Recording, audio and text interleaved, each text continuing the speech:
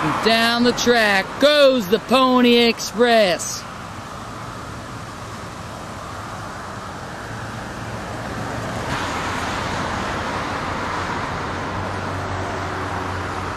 Today, I'm so fortunate to have with me the gentleman who actually owns this particular train, the Pony Express, Stan Garner. And I'm just going to ask a few questions regarding your background and what it is that you've done to this train, and share some stories perhaps that pertain to your passion for trains and the railways. Stan, for instance, give us some rundown on how you took care of this train right here. I know that when you got it, it didn't look like this. Is this correct? It did not.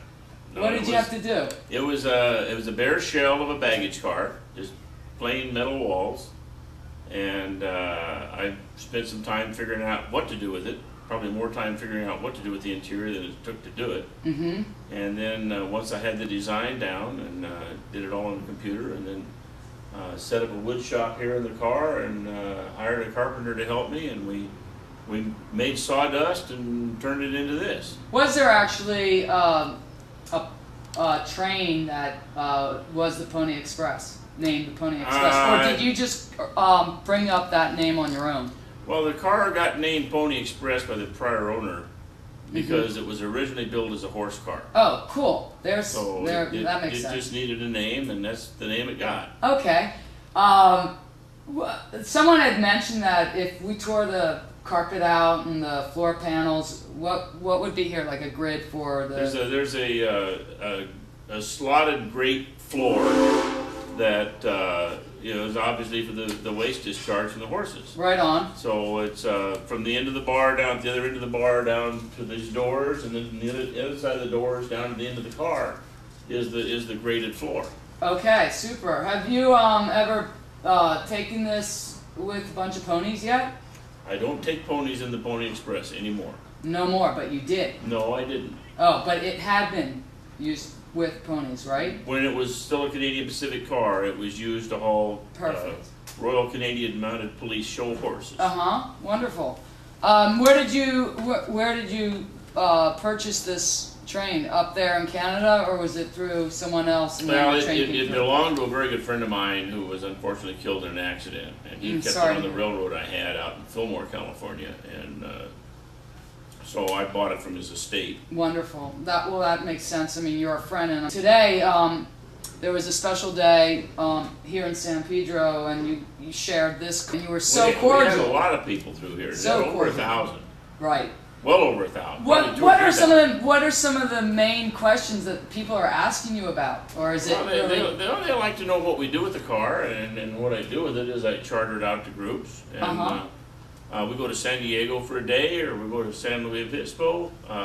If I run with a sleeping car or a business car, then we can go to Portland or Whitefish, Montana, Santa Fe, New Mexico, Chicago, San Antonio, New Orleans. Go anywhere. Anywhere that Amtrak goes. Okay, and you hook on right onto an Amtrak train. Perfect. This car is qualified to run on Amtrak trains, that's right. And I know that your history's plentiful as far as working on engines, networking with the folk involved in railroads. Is that correct? Yes, I've been doing this for 40 years. I started the business in 1985 at Castaic Junction. At New Hall Ranch, we did movie stuff. It's had a railroad for doing movies. It's been the primary thing I've done for years. And so when New Hall Land and Farming Company decided they didn't want to do movies anymore, we had to move, and we moved to Fillmore, California. I had a partner at that time. And we set up a movie operation there, and then we started a dinner train and then an excursion operation. It grew. And it became more trouble than it was worth. There was a lot of work, and I was president of the company, and one of the fellows that was out there that had an interest in what we were doing said he wanted to buy the railroad. I said, absolutely, you can have it. So he bought it from us. And that was when I bought this car. Was after I sold the railroad. It just turned out timing wise. Yeah, it was perfect timing. And who was it? Could you name us the gentleman that that owned it before you? A fellow named Mark Dees. He was an attorney from Ventura. D-E-E-D-S? D-E-E-S, yeah. D-E-E. D-E-E-S. Okay, D's. All right, very good. We want to get the name straight, but so after you purchased the car, you then did a wonderful job as far as the interior is actually the smallest part of renovating. the work. The real work is in the wheels and the undercarriage. Okay, could you tell us a little bit about these wheels, because they have to withstand the speed of a powerful engine of an Amtrak, correct? Everything has to be brought up to Amtrak standards. That involves jacking the car up, rolling the wheel sets out, the truck assembly, taking it completely apart, sandblasting it, doing a die check to look for cracks, finding cracks, repairing cracks, getting it inspected, doing repairs. The inspections, did you have any, I would say, problematic there's always systems? problems. That's why you do the inspection. I mean, any car that's been on the road as long as this one has, built in 1941, any car that's got any miles on it at all, you're going to find problems with. That's why you do the inspection. So once we found all the major problems and the minor ones that go with it, fixed them all, re-inspected it, fixed it again, re-inspected it, and then put it all back together. Perfect, and you get to share it on days like today with the public. How wonderful! And so it's a very labor-intensive process. I spent 3.5 years working on the car. So. Did you have a partner that was helping you with any of them? No, I yourself? hired a couple people to help me. And then the inspector would come and oversee what you have done, and then legalize you accordingly. Yep. Interesting. And, we get an annual inspection every year, and get inspected every day before we run. Right. Looking for minor defects.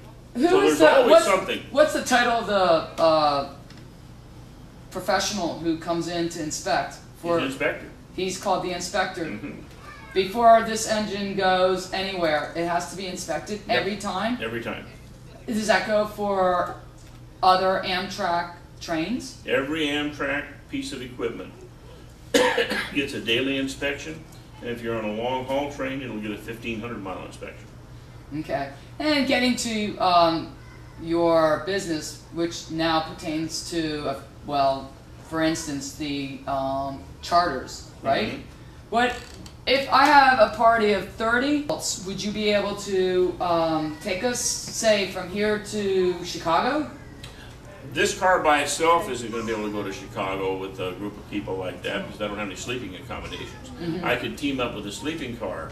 In fact, for 30 people, I need 2 sleeping cars. Right. And then we could go coordinate. You could coordinate. Coordinate with other cars, and we go to Chicago. And what is the contact number and the website for your company? My website is www.movie-trains.com.